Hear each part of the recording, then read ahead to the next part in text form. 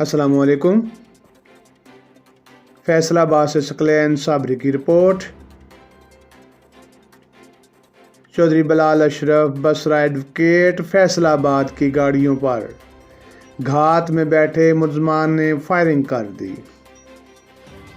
Chaudhary Bilal Ashraf Basra advocate महफूज रहे, जबकि फायरिंग की जद में आकर एक गार्ड जाम बहक, दूसरा शदीद ज़ख्मी।